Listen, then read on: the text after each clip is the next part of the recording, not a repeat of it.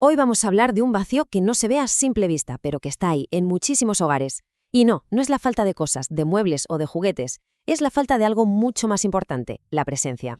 Todo esto empieza con una frase de un profesor, Aureliano, un docente que lleva 20 años dando clase, y su conclusión después de 2 décadas es la verdad para que se nos pongan los pelos de punta. Es el punto de partida de todo este análisis. Ya que es donde la cosa da un vuelco. Porque claro, una piensa en soledad y se imagina a niños sin familia.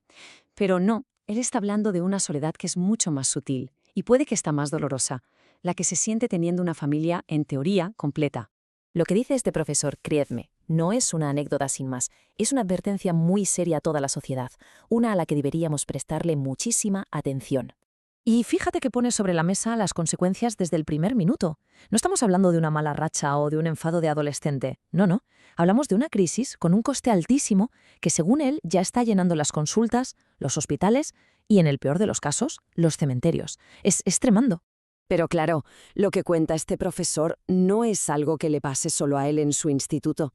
Que va, su observación encaja perfectamente en una tendencia global que los datos, por desgracia, confirman de una manera que asusta. La pregunta es inevitable y nos la tenemos que hacer todos.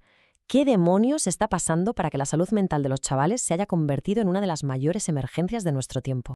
Y ojo a los datos, porque son para echarse a temblar. La psicóloga Jean Twenge nos muestra que, en solo 7 años, los episodios de depresión grave entre adolescentes se dispararon más de un 50%. Es una auténtica barbaridad que nos obliga a pararnos a pensar qué estamos haciendo tan mal. Y por si fuera poco, llega la estadística más dura de todas. Entre 2008 y 2018, la tasa de suicidio en adolescentes se duplicó, o sea, el doble. Ya no hablamos de tristeza, esto es una emergencia de salud pública con todas las letras. Entonces, ¿dónde está la raíz del problema? Pues parece que la clave no es tanto la ausencia física, que también, sino algo mucho más profundo. Es la ausencia emocional. La paradoja de estar en la misma casa, todos juntos, pero sintiéndose más solos que nunca. Vale, pero ¿por qué? ¿Por qué esta desconexión emocional es tan devastadora? Bueno, pues para eso está la ciencia que nos da unas cuantas respuestas. La palabra clave aquí es apego. Y esto es fundamental entenderlo. El apego no es un capricho ni un extra. Psicólogos como Gordon Neufeld dicen que es la necesidad más básica que tenemos después de comer o respirar. Es un requisito biológico.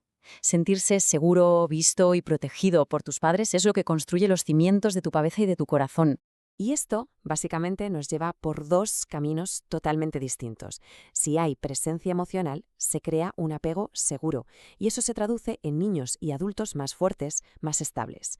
Pero si lo que hay es ausencia, se genera un apego inseguro, y eso es el caldo de cultivo perfecto para la ansiedad, para la depresión y para las conductas de riesgo. Y ojo, que esto no es solo una teoría psicológica. El neurocientífico Bruce Perry lo confirma. Esto tiene consecuencias físicas, biológicas. La falta de esa conexión segura en los primeros años de vida literalmente cambia cómo se cablea el cerebro. Y eso te afecta para el resto de tu vida, en cómo gestionas el estrés, las emociones, todo. Pero, más allá de los datos y de la ciencia, que son importantísimos, están las historias, están las personas. Vamos a escuchar lo que dicen quienes están viviendo esta realidad en su propia piel. Este primer testimonio es que te deja helado. Es un chaval que ha aprendido a no pedir ayuda, que ha aprendido a guardarse su dolor porque, una y otra vez, ha comprobado que no había nadie al otro lado para escucharlo. La desconexión no es una elección, es una lección aprendida. Aquí se ve esa desconexión de una forma brutal.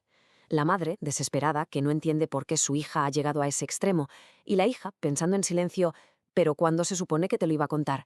¿En esos 10 minutos que con suerte pasamos juntas al día? Es trágico. Y quizás este es el testimonio que mejor lo resume todo. Es la gran paradoja de nuestro tiempo. Los padres sacrificándose para dar a sus hijos un futuro mejor, y los hijos desesperados por algo mucho más básico, un presente. Un presente en el que sentirse queridos, escuchados, un presente compartido. Después de escuchar todo esto, que es muy duro, la gran pregunta es, vale, ¿y ahora qué? ¿Hay alguna solución? Pues la buena noticia es que sí, y la solución no está en hacer cosas extraordinarias, sino en algo mucho más simple y a la vez más poderoso. El psicoanalista Donald Winnicott nos da una idea que es de verdad liberadora, la del padre suficientemente bueno.